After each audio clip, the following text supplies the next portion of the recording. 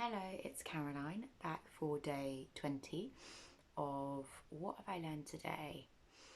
So, went and whacked on my salicylic acid face mask from The Ordinary, sponsor me bastards, and then realised I didn't do my video. So I thought, fuck it, I'll still do it. It gets a bit tight, so can't really move my mouth very much. Anyway, let's get on with it.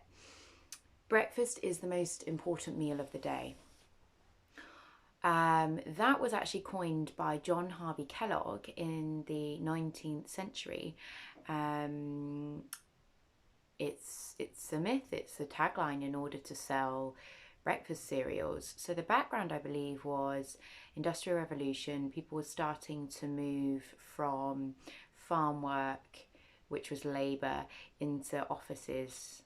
And generally when people work in offices, they're more sedentary, they're not moving around as much, and indigestion apparently was a big health issue at the time, and they were blaming heavy farm breakfasts as the cause. Perhaps that it was because people were more sedentary, not sure, didn't really go into too much detail of that, but they randomly blamed the heavy farm breakfast. So John Harvey Kellogg jumped on that, and he had developed cereal, which was a lighter breakfast.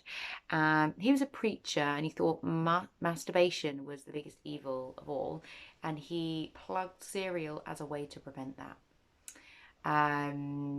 Yeah, it was interesting. It's just interesting how advertising works. I mean, they're still using the same old tricks on us now. It was also then plugged as like a quick, healthy, nutritious meal for children, because as women went out to work in the 20th century then, and there was also kind of a big hype around vitamins and minerals, cereals started to be fortified with those. They used kind of maternal guilt as a way for mothers to buy cereal.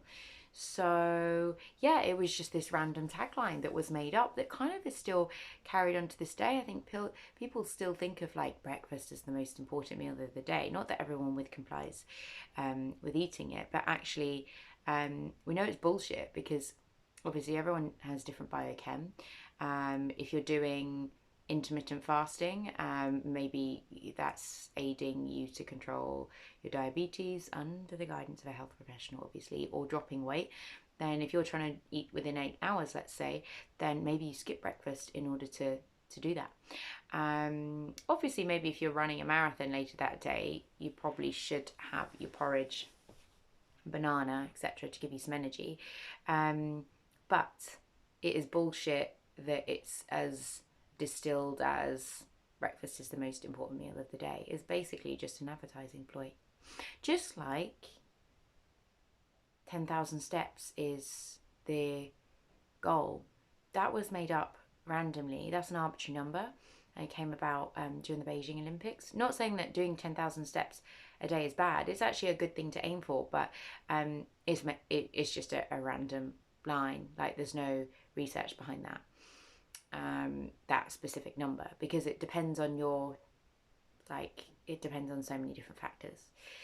Anyway, yeah, don't think there's much else to add there. Happy Sunday. Podcast will be out this week. There's been a bit of a delay just because I haven't prioritised it. Should have. I will do a post I'll aim to get it out Tuesday. Let's say that. But yeah, it's a good one. And I'll see you tomorrow for day 21 of What Have I Learned Today. Good night.